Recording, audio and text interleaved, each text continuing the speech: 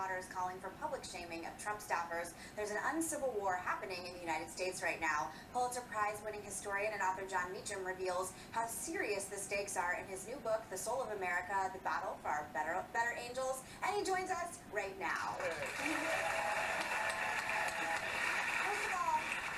I'm your former intern, and I had to say that because you still intimidate me, and you did the same when I was 20 years old. But I'm so glad you're here. You know, we were talking about the Supreme Court this morning. Are you surprised that the Supreme Court upheld President Trump's travel ban? Not given the composition of the court. If you wanted yet another exhibit of why elections matter, this decision this morning is right up there. The great triumph of the Mitch McConnell strategy of obstruction in the last year of President Obama's term to keep that seat has paid dividends for the conservative part of the Republican Party. I think to some extent, part of the Republican Party did in fact sell their soul for the Supreme Court. And this is a 40-year strategy of theirs. And so I wasn't totally surprised. I suspect this also means that Justice Kennedy will wear oxygen all the way through his term. You say it's a 40-year sentence is what makes the strategy. Can't they be impeached? Well, they haven't been since 1802, which we can talk about if you want. That's what Megan wanted me to come talk about, was the 1802 impeachment. No, but then, we appoint them younger now, and so it really is. It's like a biblical 40 years. Yeah, God. You know, it seems to me that some of his worst policies, like Charlottesville, Puerto Rico, the travel ban, what's going on at the border, have one thing in common: fear of the other. Absolutely right. And why is that working in this country of, wonderful democracies and what have you? It's working because it has always worked to some extent. I don't like it when people say this isn't America, because that lets us off the hook. Right. What President Trump is the most vivid manifestation of some of our worst instincts. Yes. And what I think is the fear of the other,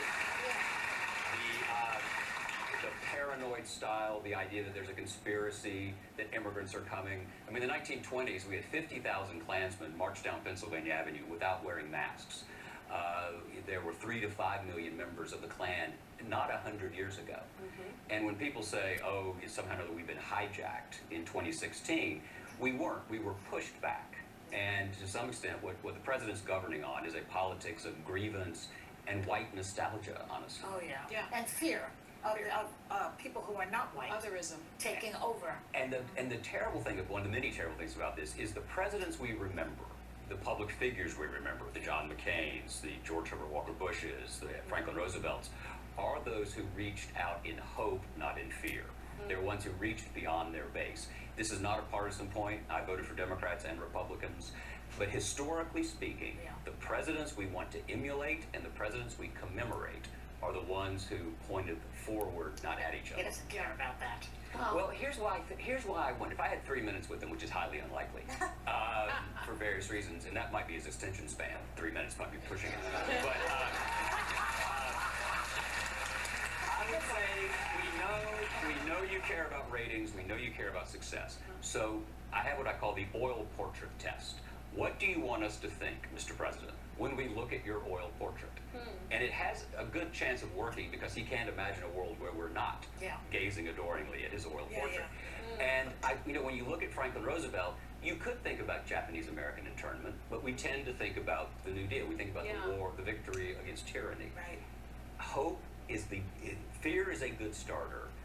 Hope is what history rewards. That's right. I love that. And I love your book also because it really is, it really sets the tone for, I think, what we're seeing and explains what's going on. But we've been having this debate at this table about public shaming that we've been seeing, especially about Sarah Sanders. And she was asked to leave a restaurant because of her ties in the administration. I was certainly in the minority here because I don't think it's wrong.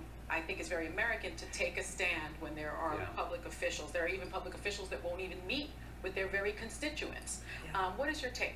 I'm honestly conflicted about this. I think you reap what you sow.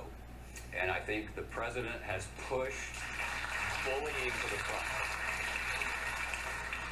When John McCain conceded the presidency to Barack Obama, he mentioned the dinner that TR held for Booker T. Washington, the first time a black man had been invited to the White House officially, and said, we've gone from a controversy over that to the election of a president. That was a statesman like, Right. that was the best of America, that was our better angels.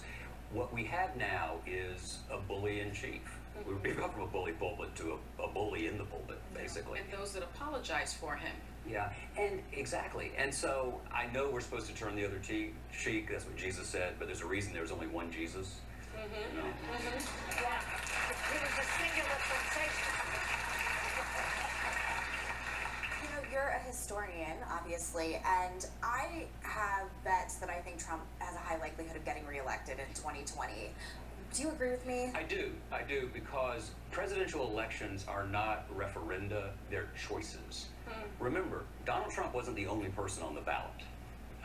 And in fact, in many ways, Secretary Clinton was the one Democrat he probably could have beaten for a variety of reasons, including the fact that in there were 10 presidential elections between 1980 and 2016, and a Bush or a Clinton was on 80% of those tickets. Wow. So if people wanted to change, Yeah. they really wanted to change.